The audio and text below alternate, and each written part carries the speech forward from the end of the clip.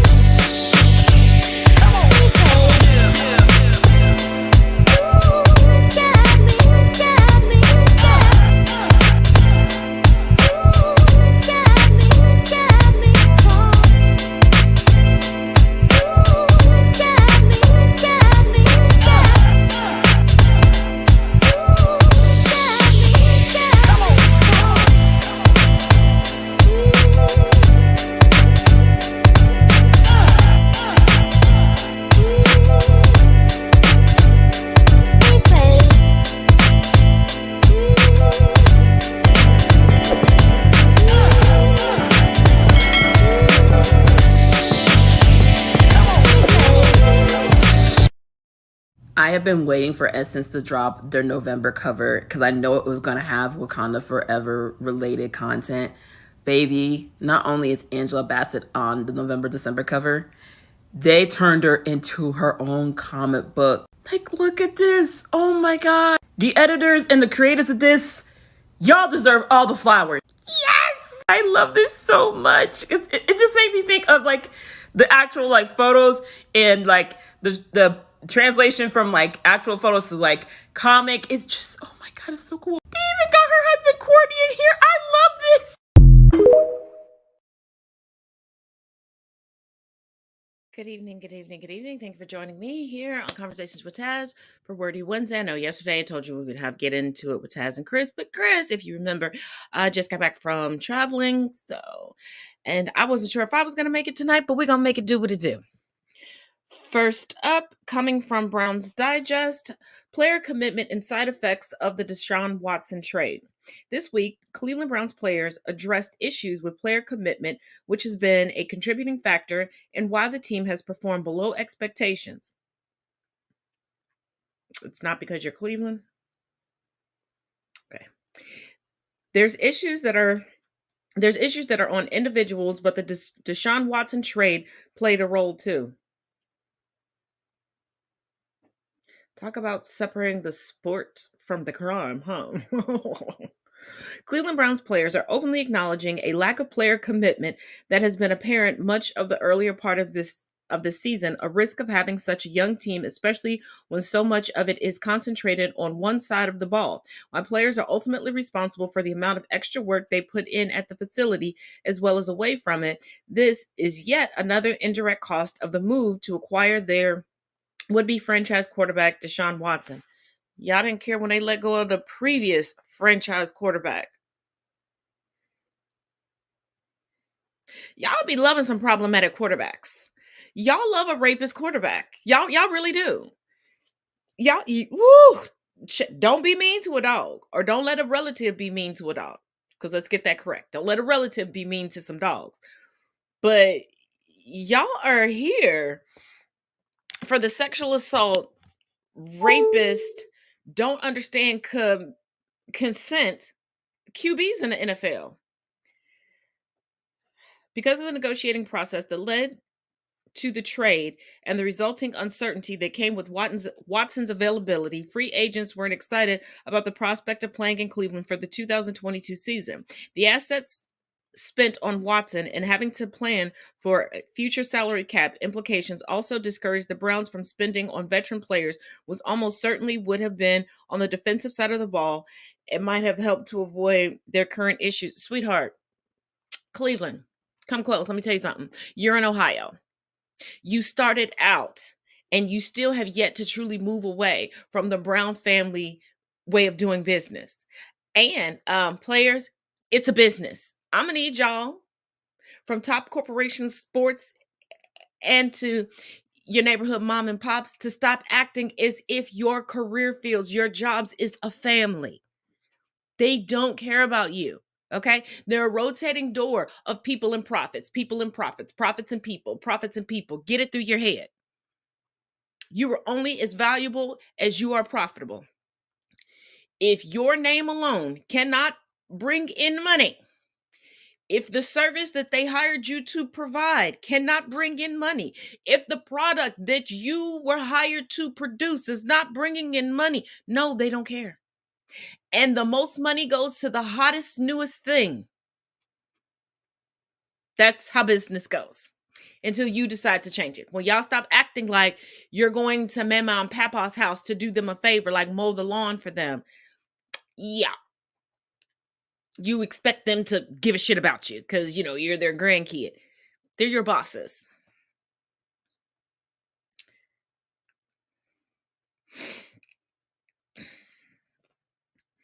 But sticking with sports for a little bit, let's delve into some more Tom Brady stuff because why not? I like fucking with Tom Brady.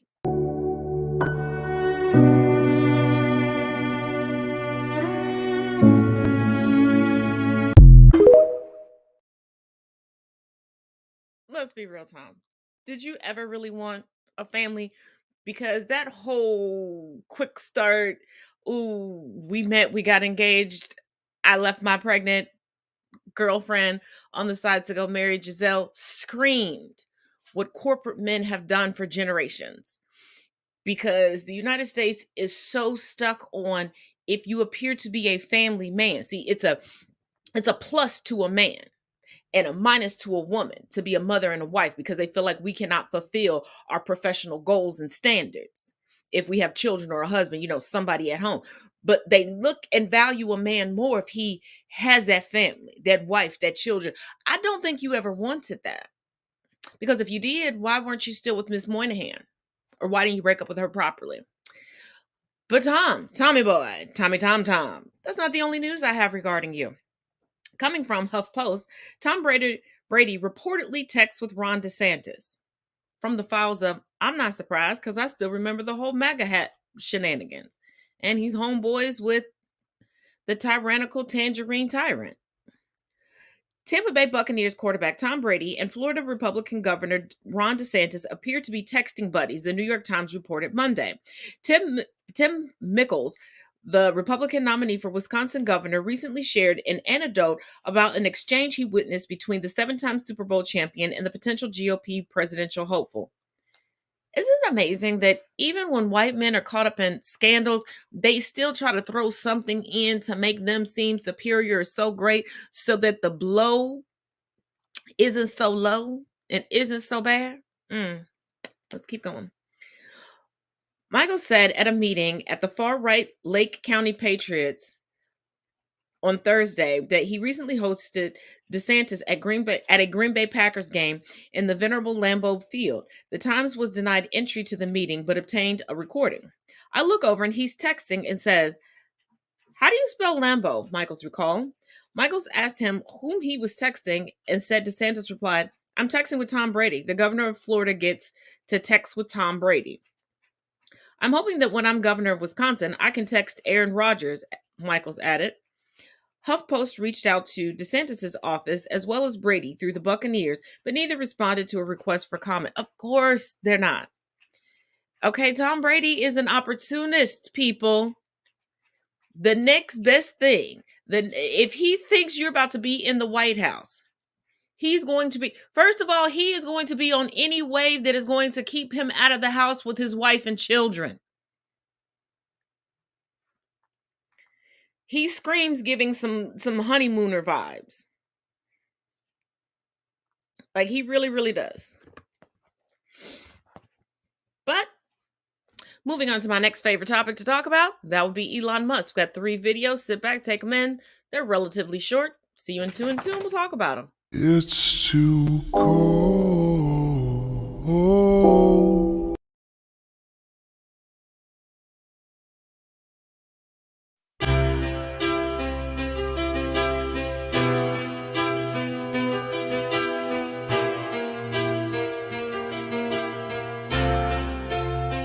You know I'm a dreamer. Elon Musk is such a fucking moron. The guy stumbled into making some money on PayPal, right? Oh man, there's like 5 guys out there who are gonna be so mad. The guy is like partially responsible for PayPal, the payment service that sucks. Great job. Then he purchased an interest in Tesla after the company started, kicked out the original founder who sued them, and then got an arbitrator to decide, or maybe I forget exactly how they decided it, but he got himself listed as a co-founder, invented nothing with that company. SpaceX, you know why SpaceX exists? He bought it from guys. He bought it, but also the federal government decided it was going to get out of the business of doing NASA and sending people to space. And it said, we're going to start like paying private companies to do it. And SpaceX was just like, we'll take that money, please. And that's it. Isn't it amazing that all these ultra conservative business owners that so many people within the United States tout as being prolific business minds are not? They're either nepotism babies or people who just strong arm their way into positions and footnotes with an asterisk next to it in history. Must be nice to be a man in white. Now, as we discussed on Sunday, I know, not my normal thing, not my normal zhuzh, but it is currently being talked about all over the internet, and that is my normal zhuzh. We have a bit of a twist on the Kylie Jenner story. Let's take a look. Lord have mercy, I did not think I would be doing a part 7, but we gotta clear some shit up that's been brought to my attention. Now, the entire deep dive that I gave you guys up until what happened yesterday came from this link, which I linked in the last 2 parts, because I don't pay attention to any of the people involved. But it appears like Little Miss Rowe might have faked the whole thing. So people kept tagging me on these videos on this person's page, Young Sweet Rowe, Big Faker. So I am just giving you the information that's on this page. I'm not saying Rowe's lying. I'm not saying Rowe's telling the truth. I don't know, but just in case Rowe is lying, which is starting to seem like she might be, I'm giving you guys that information. Believe whatever it is you want to believe. They start off by saying that this photo from 2013 on Rowe's Instagram is not Travis. They said at that time, see 2013 right here, Travis had a neck tattoo. This guy does not. And further digging, they believe the guy in the photo is this guy, Mateo Berry. They said Rowe follows that guy and he always wears those kind of hats. And they're stating that Rowe does things to create a narrative that is not true, never happened. Travis posted a photo where there was money behind him. Same day she posted a photo with money. So obviously people thought they were together. These are the 2 photos. Apparently she made a fake story, but she stole that photo from Google. Okay. Apparently she's done this before with Drake and she used the exact same photo pretending to be with Drake. And here's that photo. Back in 2018, Rowe sent an image of Travis to a fan account of herself, claiming that it was her and Travis. This is the original photo of Travis. She inverted the image, blurred his face a bit, and then tried to pretend like that was a photo she had taken. And this is the final photo that she sent to the fan account, pretending like she was with him. She's been doing this since 2016. You can pause to read, and it got her account suspended. As you can see, here's the suspended account. That TikTok page then debunks the casino photo. Travis posted one July 27th. As you guys know, August 6th, Ro posted one as well. Apparently she had went to Vegas in 2018 with her friends. This is the original pic, which was posted March 8th, 2018, that she recycled after Travis had went, and she posted hers to make it seem like she was there too. But what about the ski trip pictures? She had actually gone skiing with a guy named Sean Dawn in January, way before that ski trip, and used those images after Travis posted his. Here is the image that Sean Dawn posted of her back in January, prior to Travis's trip. And if you're wondering, well then how did she get to Sunday service and all the other events? Turns out she was with Sean Dawn, who does verify this. He runs within the circle. Here's his video. Weekends I took her, you know what I'm saying? She didn't forget to tell you that, you know, her broke ass tires, when they went out, we drove her car the first Easter Sunday with me. I'm sorry. Yeah, she came to Sunday service with me. So Travis might actually be telling the truth about Ro.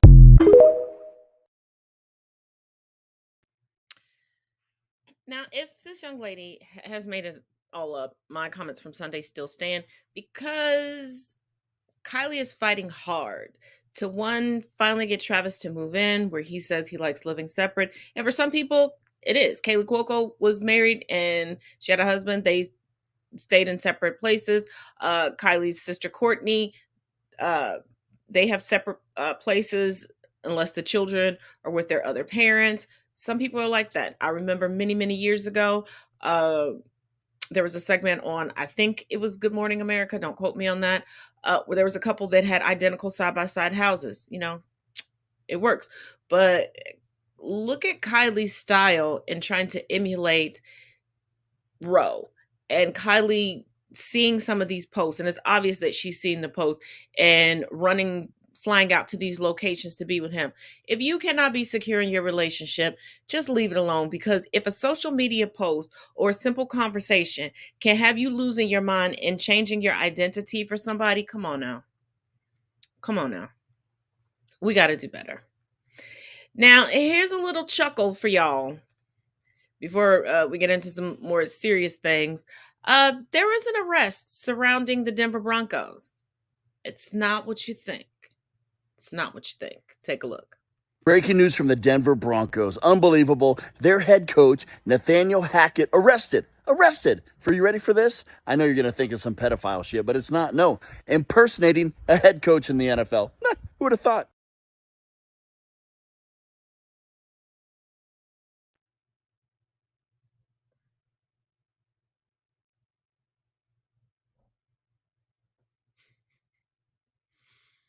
It is amazing how actual scammers get away with stuff, but the genuine article is always questioned. Always questioned.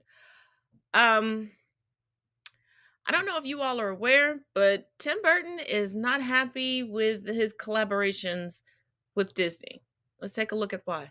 Tim Burton has worked with Disney for 37 years, but now he's had it and says he hates the company. Which is a shock, seeing how Tim Burton's made 8 movies with Disney that have made a total of $1.8 billion. Tim Burton revealed a tough history with Disney, where he's been hired and fired by them multiple times since 1985, directing Pee-wee's Big Adventure for them. He then went into detail that his biggest problem with Disney as a company is they only care about making franchise and not making movies. With one big example being Alice in Wonderland, where he wanted to just do one movie, but Disney wanted him to make a franchise. It didn't go well, where the first one was a success, making $1 billion at the box office, but the second lost $125 million. What was the final straw is Tim Burton said he hated making the movie Dumbo. Tim Burton complains of an awful process, having focus groups, marketers, and producers tell him what to do and not make an actual movie. Dumbo definitely didn't fly, with mediocre to bad reviews and losing $35 million at the box office. And then Tim Burton said Disney's only focus is making Marvel and Star Wars movies with no emphasis on actual art. When asked about his future, Tim Burton said he's technically unemployed right now, but he said he will continue to make movies, and with that, I'm Charles Prowl, please subscribe.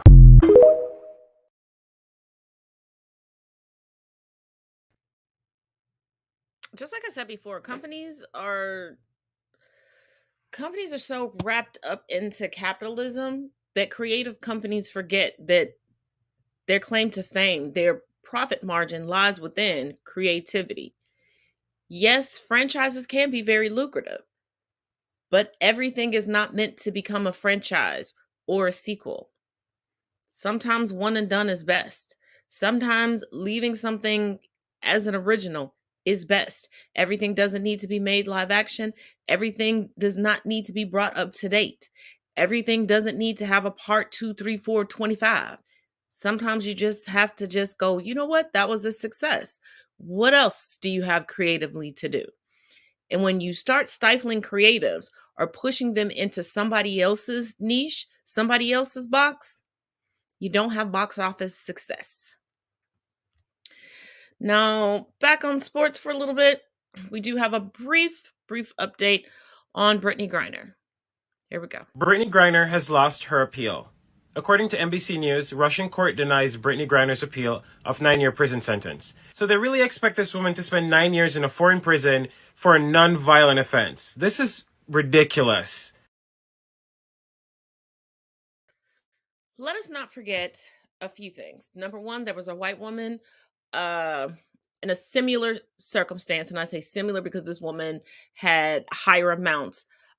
She was not sentenced to 9 years. Also,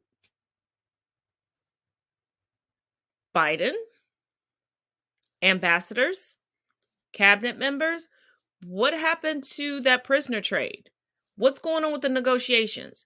Yeah, I'm glad that, you're working on student loan debt. Yes, I'm glad you're working on inflation and gas prices, but can you work on getting this Black woman back? And WNBA, NBA, actual basketball leagues around the country regarding the level, where are you?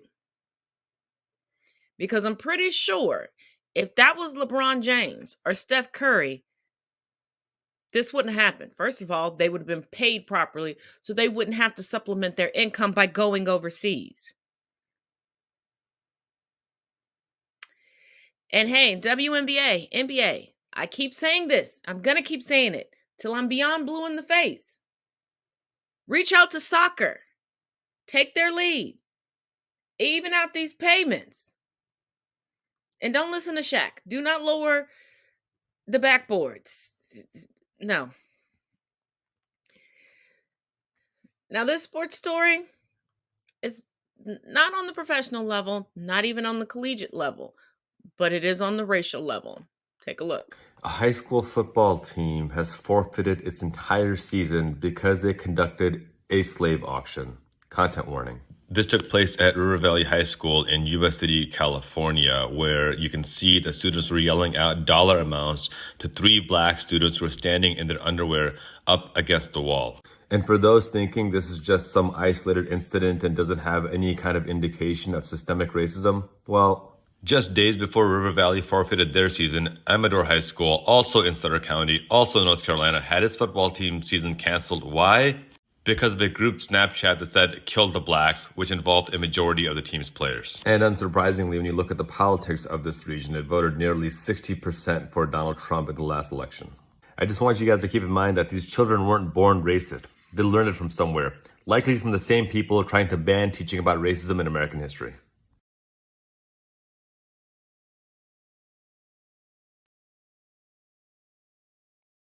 Now tell me again how racism died with Obama. Tell me again that the problem with racism still existing, because they move the goalposts so much, is that the marginalized, the ones on the receiving end of racism, keep talking about it. It seems like racism is still alive and thriving and well because you keep teaching it and perpetuating it and using it to protect your mediocrity.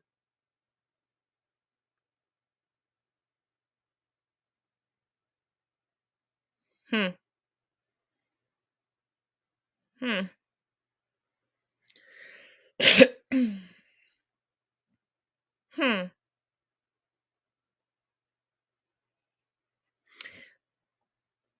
Because nowhere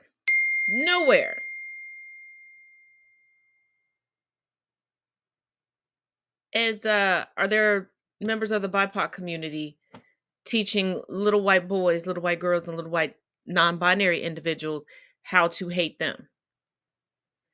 Discussing what we go through, what our children go through, and the conversations that we have to have with those coming behind us. is not perpetuating racism.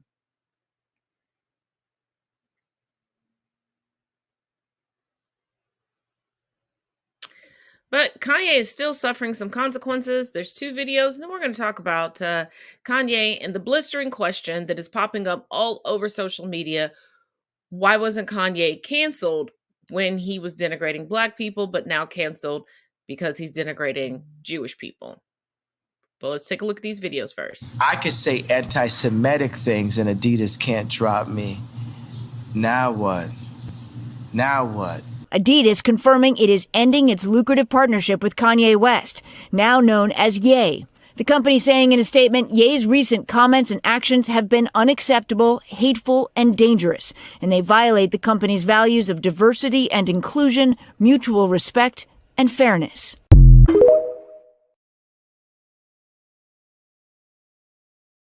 The downfall of Kanye continues. Kanye has lost his partnership with Adidas. You know, the manufacturer of his shoes that made him a billionaire. And due to this tragic business loss, Kanye is no longer a billionaire, is no longer listed on the Forbes billionaire list, and is now worth an estimated $400 million. Still a lot, but not billionaire status.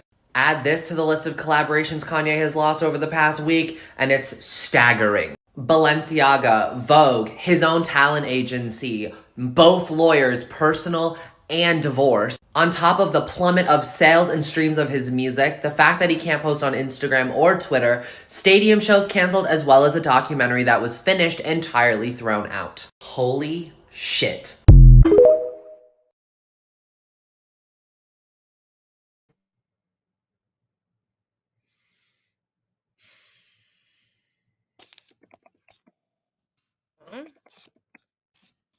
I'm going to tell you.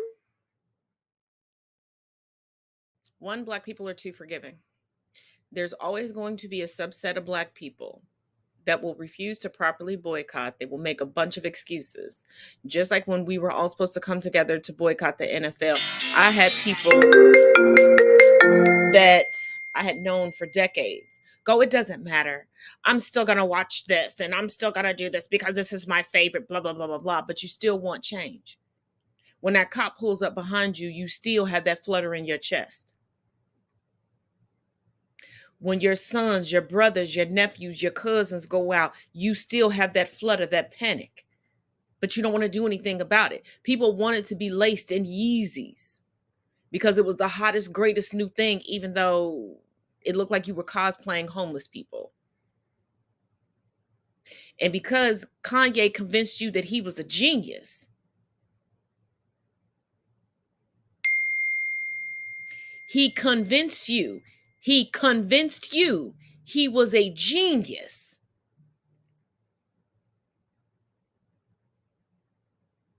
Because, excuse me, because he talked about the same things that other MCs, lyricists, and rappers talked about. He just did it from a different point of view.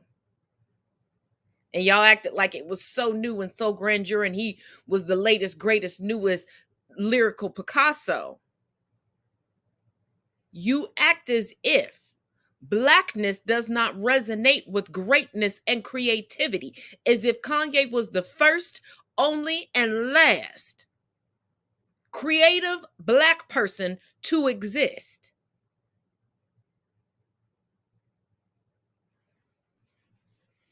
All he did was show you what the ancestors blessed him with. He is not the first. He will not be the last. He's not even the best. But you want to protect him. Oh, well, the white man is bringing him down. He's running for white man validation. He runs back to us just like Candace Owens. Candace Owens' husband is CEO of Parler, which is sinking faster than the Titanic. She didn't go to all these white men she's been tap dancing for. Ben Shapiro owns the company that she has her podcast on and does her shows on. She didn't go to him to bail out Parler, and he's a fellow conservative. A fellow grifting, lying ass conservative. No, she does what she always does. She goes back to the black community. Just like Kanye always goes back to the black community and goes, yeah, I'm kicking it with y'all. I'm kicking it with y'all. I'm kicking it with y'all. I'm a black man. Kim doing me wrong because I'm a black man. Adidas doing me wrong because I'm a black man. Gap doing me wrong because I'm a black man. The corporation's doing me wrong because I'm a black man. Then turns around and tells you that the suffering of our ancestors was a choice. Then turns around and distances himself so much physically, mentally, and emotionally from the black community that he is below a blip that you would see of a person as you looked out of an airplane window at its highest altitude.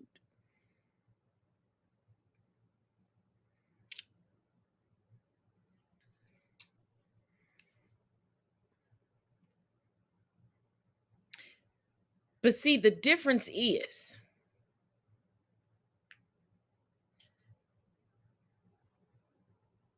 Jewish people are not going to make excuses and give someone a pass because his comments have directly led to synagogues being damaged, hate crimes towards the Jewish community rising, hate speech towards the Jewish community rising. And see, when Kanye speaks out about black people, he targets black women. And see, y'all scream, protect all black women when you talking about your mothers and your grandmothers. You ain't even talking about your sisters, let alone your sisters. But that's a conversation y'all not ready to have. Because y'all not even willing to protect all the black women that share your DNA, let alone the black women in the community. Because if you're dark skinned, too tall, too short, too whatever, you don't fit the bill for protection. You should be able to protect yourself because you a monkey looking man, right? Isn't that what you tell us?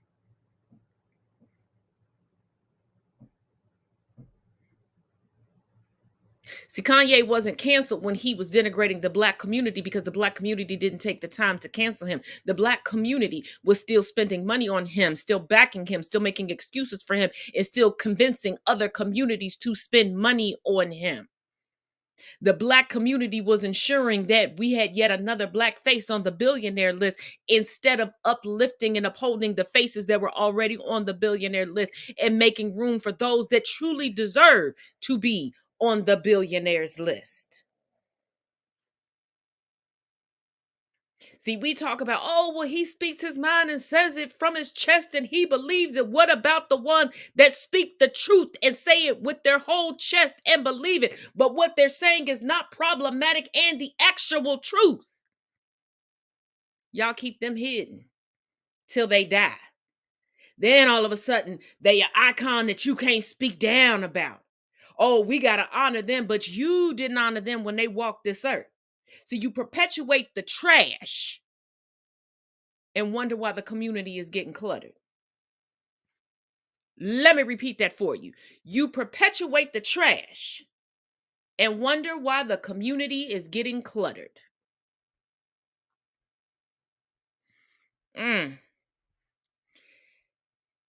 And before you go, no, Taz, Adidas and Gap took advantage of him. He took white men into a white space with him to negotiate white contracts. And any minority worth their weight wouldn't have contracts with certain people. And since y'all always think that I'm reaching, even though I keep proving to y'all time after time after time after again, don't play with me when it comes to this historical stuff. And when it comes to facts, because that's all I got is facts on facts on facts. Let's take a look at this. Maybe if you hear it from a man, you'll believe it. It is, funny is the wrong word. It's interesting to me that if there was a German company around in the 30s and 40s, that company definitely worked for the Nazis. I mean, there's no way around it. They did. They worked for the Nazis. Hugo Boss made uniforms for the Nazis. Mercedes, Daimler-Benz made automobile, aircraft, and tank engines for the Nazis. Volkswagen not only worked for, but was actually created by the Nazis. The founder of Adidas and the founder of Puma were brothers, and during World War II, they owned a factory that made shoes and tanks for the Nazis. Bayer made poison gas. Yes, the kind of poison gas you're thinking about for the Nazis. Yeah, I don't know. It's just very weird to me that one day World War II ended and all these companies had to be like, all right, guys, the Fuhrer is dead. We're no longer collaborating with the Nazis, so back to work. Except for you guys in R&D. You guys are going to be transferred through something called Operation Paperclip. That's not even mentioning the American companies that worked with the Nazis, but that's a video for a different time.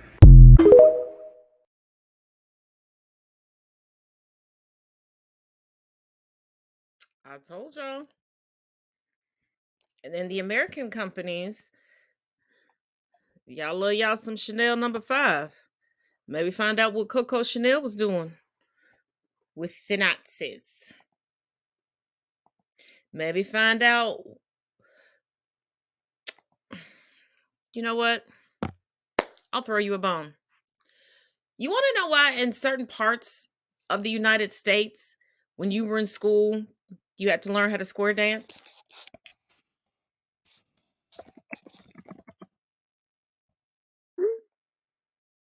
See, square dancing was the then response to Black Lives Matter. That was their White Lives Matter response, not even All Lives Matter. And guess who brought square dancing into the schools? That would be the one and only Henry Ford. Yeah, see, not only was he stealing the blueprint for the automobile, we can talk about that on another day, he hated rhythm and blues, jazz, things that were created by Black people. See, Black excellence shone a light on his white mediocrity. So he wanted to preserve the greatness, the superiority of whiteness within the United States. And what better way to do that than through square dancing? Square dancing was created for white people. It was indulged upon to white people, and it was to be taught to white people, to be carried out through the generations. And if you think that's cuckoo-cuckoo, there are schools in this country that their gym class consists of rifle practice. Think I'm joking? Google is free. Now, recently, Marjorie Taylor Greene has decided to play victim. And no, I'm not talking about due to her impending divorce.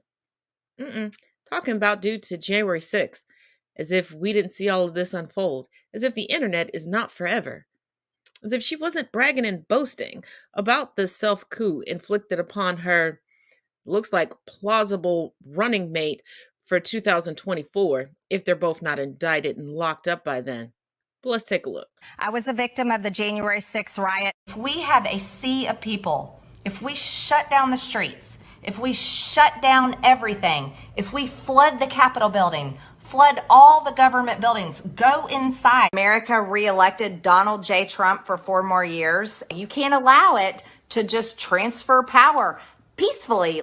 I am very convicted in what we're going to be doing on January 6th, and it's historic, and I feel it's very, very important. On January 6th, if you're able, there are going to be possibly 1 million or more people coming to Washington to be there for this historic event. It's critical for everyone to show up and show the nation who we are. We aren't a people that are going to go quietly into the night.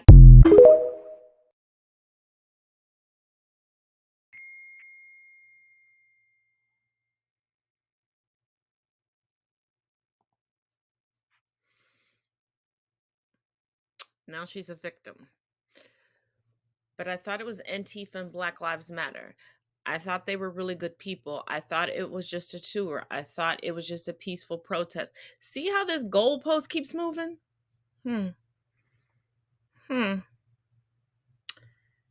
Interesting. Interesting.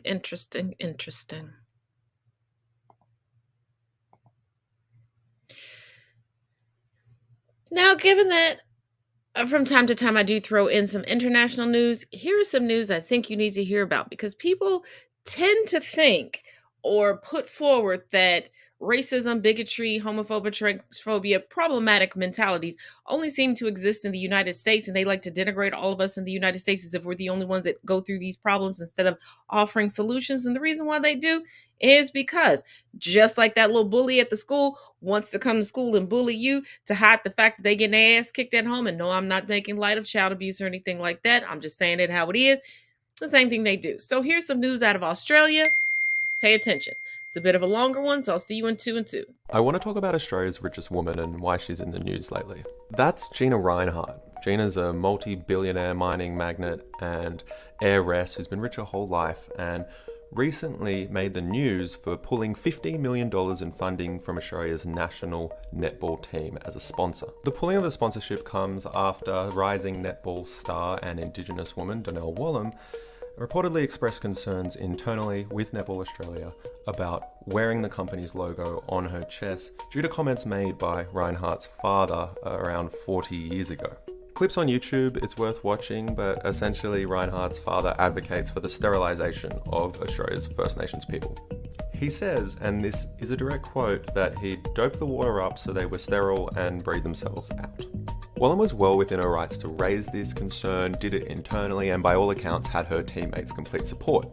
In fact, according to Players Association boss Catherine Harvey-Williams, Wallam was only looking for an exemption for the next 3 games against England and then was willing to come to the table and work out an agreement where everyone was happy.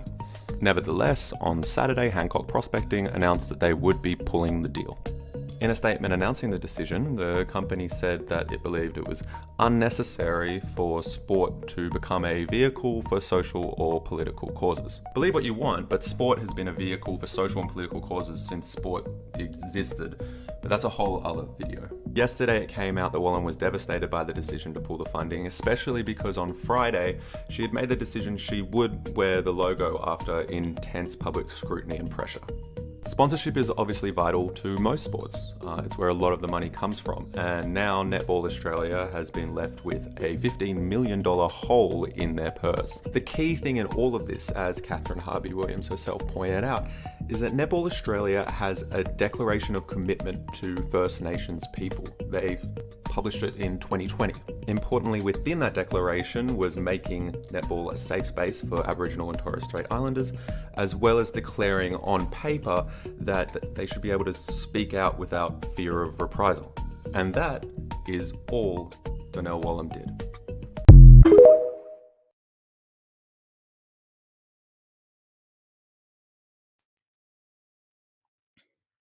Now, for years, I've had a theory. This is just my theory. Just my theory. Hear me out. Okay. You want to disagree? That's fine. I have a theory that there are white people around the globe that have strived for wealth and to maintain that wealth for generations, just to use that wealth for racism and to control marginalized individuals. I think for some of them, not all of them, for some of them, keeping and using their money to keep the racial hierarchy intact is far more important than anything else. Like I said, that is just my theory. Just my theory.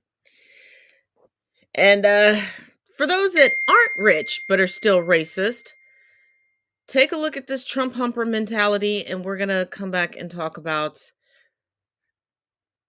the biggest jacked up thing that is said here. You know, we have to get rid of the evil, and then I think Americans and the world people are generally good, but we have to get rid of this evil crew that's this mafia. This socialist agenda. Because there really is going to be some redistribution of wealth because they stole our wealth. So there is going to be some there should be a redistribution of wealth. There is going to be, yeah. There is. Once we get rid of these communists, we can have a redistribution of wealth. I think I would call them Satanists rather than communists. Once we, the workers of this world can unite and collectivize and overthrow this, Satanist, communist, right. Conspiracy, then we can have a redistribution of wealth and, power to the people. Right. And I really think, we always have to remember that God wins. And this is a war between good and evil. That means God and the devil, as you understand the devil and as you understand God. But there is a spiritual aspect to this, you know, as Q says. Thank you. This thing is biblical. Thank you.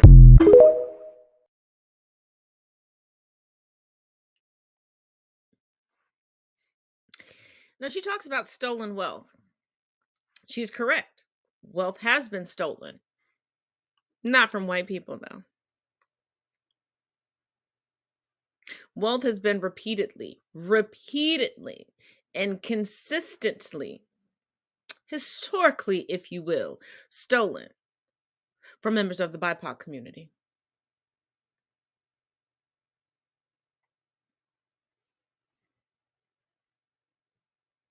I'm not just talking about the crown jewels that have just recently been handed down due to the death and demise of Queen Colonizer II that was passed down to King Chucky. No. The lands, the culture, the languages, the artifacts, the regalia, the actual jewels, the systems, the inventions, the intellectual properties of Black and brown peoples around the globe.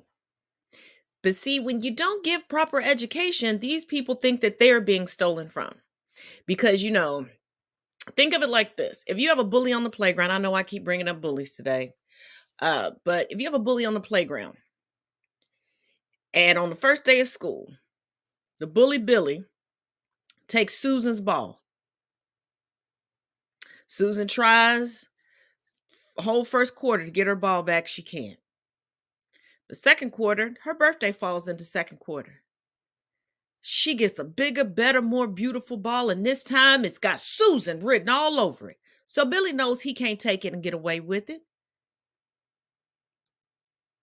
So then he looks at her new shiny markers and goes, "She stole my markers." Because he can't take her getting back a portion of what he stole from her, because everything is supposed to be his.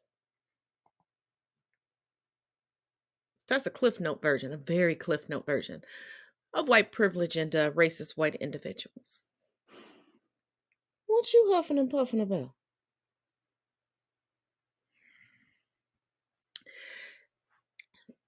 Now, trigger warning, this next video, it's about a minute 20 to 25 seconds, I believe, is about a plausible serial killer. So keep in mind, the person has since passed away, but there's evidence to believe that they may be one of the most prolific may have been one of the most prolific serial killers in United States history.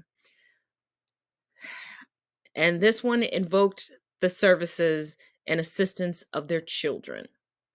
Like I said, trigger warning, if this is not content that you like to consume, please step away for approximately 1 minute and 25 seconds.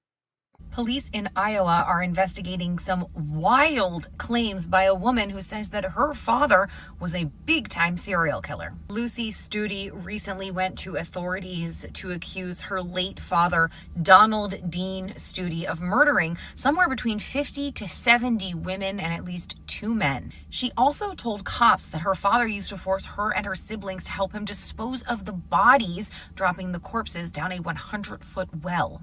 In the warmer months, Lucy said her father would force the children to move the dead bodies using a wheelbarrow and a toboggan in the winter.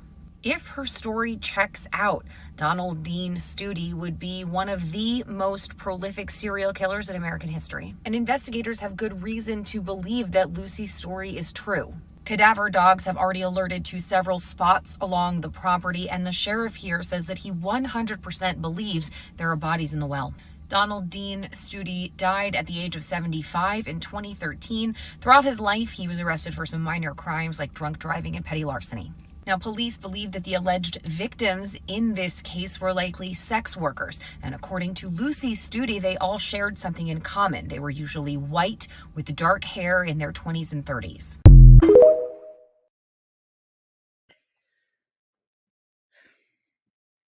I bring up stories like this because somebody's gonna say, "Well, he's dead, Taz. Why would you bring this up to us?"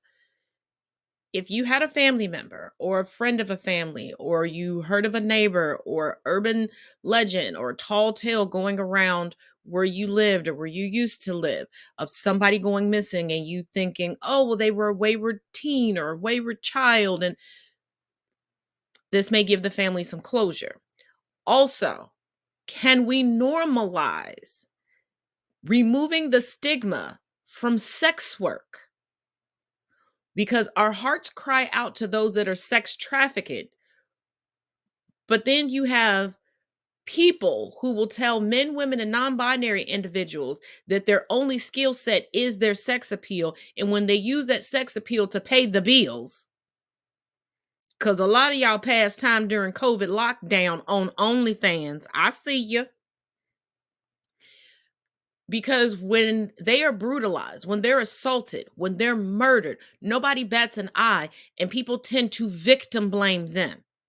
And it's not right. And serial killers tend to target them and other minorities, racial minorities, financial minorities, etc., because people are less likely to look for them. You want to crack down on crime? Crack down on your problematic thinking and the stigmas that you carry around in your heart and in your mind and in your spirit and in your soul. And think. So many of you Bible thumpers always want to ask, what would Jesus do? Ask yourself, look in the mirror, what would Jesus do? Would Jesus allow you to cast stones while you living in a glass shack and keep allowing people to be murdered rather than the children? You do realize he had minor children at the time he was committing these murders and forcing minors, literal children, to move bodies. They didn't participate in the murders. He killed these women and then had them move the bodies. Hence the reason why they had to wait for him to die to finally come forward. They weren't adults helping him.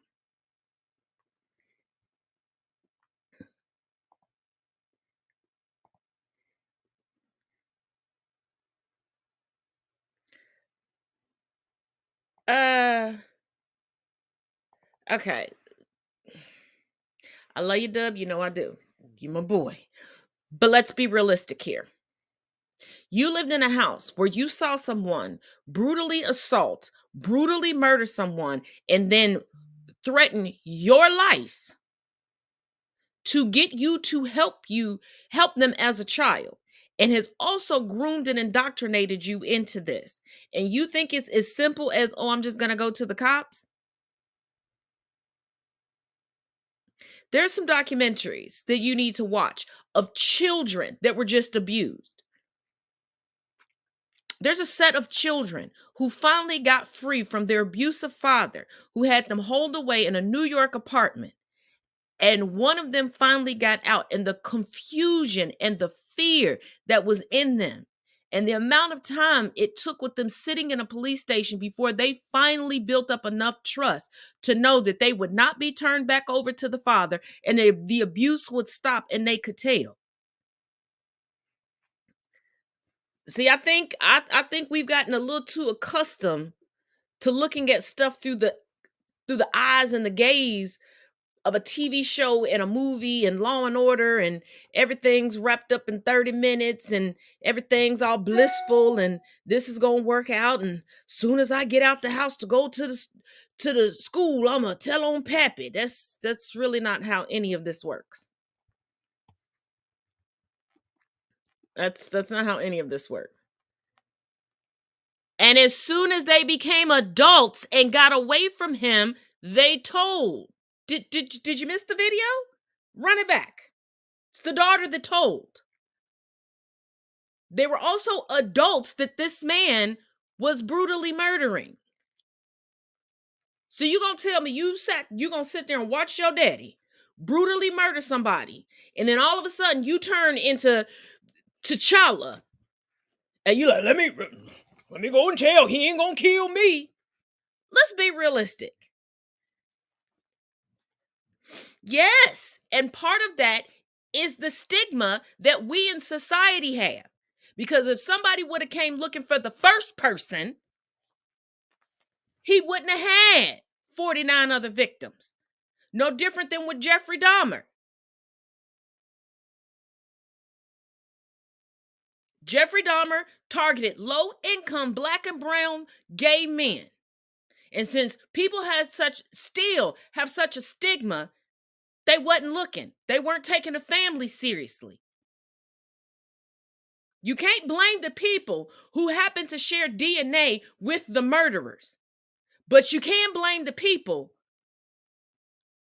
who allow stigmas to make them okay with folks being murdered.